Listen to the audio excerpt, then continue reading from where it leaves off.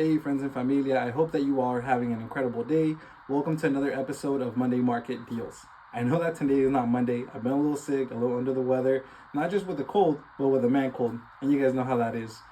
But nonetheless, we're here today with another episode, and I'm excited to share with you that today we're going to be going over what you need in terms of finances to be able to purchase a home. How much money do you need in the bank to be able to purchase? First and foremost, you need to account for a down payment. Your down payment is going to depend on the type of loan that you are qualified for.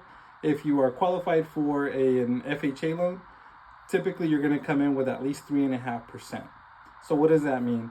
If you were to magically find a home in California for the price of $100,000, you're going to give $3,500 down as a down payment.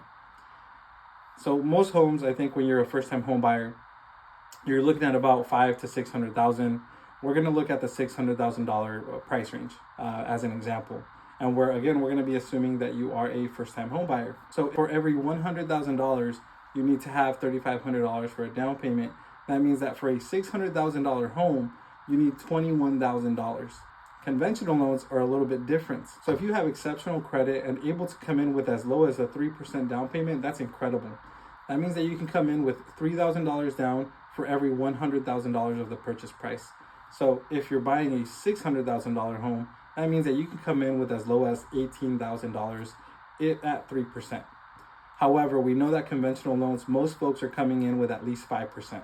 So 5% of $600,000 is $30,000. Now, if you're a veteran or you're purchasing a home that qualifies for the USDA program, you can come in with as low as 0% down. And I highly encourage you to talk to the lender and your realtor about these options if this is what you're looking for.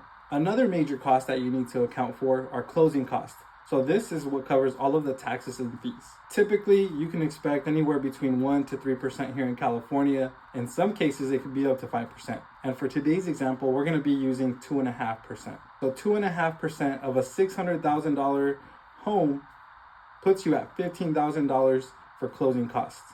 Now, closing costs, what's really cool about these is that they can actually be negotiated to the point where you can actually bring it down to zero.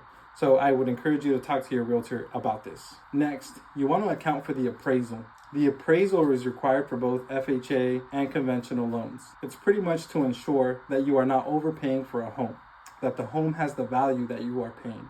So appraisals typically range between $600 to $700 from my experience. But again, it all depends on who you contract. Lastly, you want to account for inspections. So this also is another $600 to $700 for the home inspection. And this one is critically important because they're going to check everything in your house, or at least almost everything, and make sure that everything is functional and that you are not going to incur significant costs and repairs upon moving in. So that pretty much sums it up.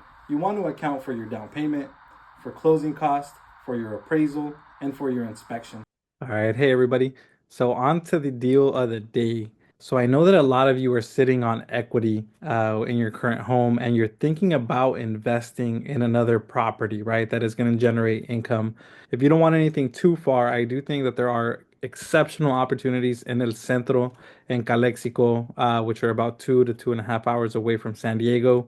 I specifically found this home here that I think it would be an incredible investment. You'll notice that there was a slight increase in price, but again, it's up to you in terms of what you would want to offer for a home like this. You would want to look at the area and see what the homes are actually selling for and things like that. But I do think if you have equity and have the ability to pay off a significant amount of what this home is worth, you're going to be able to generate a cash flow, right? So this current home here is a 3 bedroom, 2 bathroom home.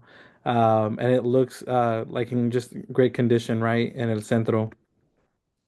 Some of the things that I specifically really liked about it is that it's not just the house, right? The house that looks like it's in immaculate condition.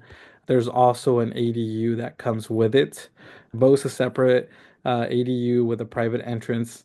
So again, that's additional income. So it's like you're buying two for one, right? You're paying 380 for two homes, right? That could possibly generate income for you. So this is to me is one of the things that I would look for in a property. And here you can see the ADU. So it looks like a kind of like a studio, right? It has a little kitchen and whatnot. So something for you all to consider, right? If you're looking at an investment property. The other thing too is that when I looked up this property on the map, you'll notice that it's actually really close to like the schools and things like that, really close to a park. So yeah, I think there's always going to be a demand for homes that are situated in these type of areas. So that's the deal of the day. I hope you guys like this one. Again, it's a lot more affordable than anything you can get in Escondido, San Marcos, Vista, and any other part of San Diego. So if you're open to exploring areas that are a little bit outside, there are a lot of opportunities. All right, and so with that, we're gonna wrap up the Monday Market Deals. This is our fourth episode. Stay tuned for the next one. It's gonna be a great one.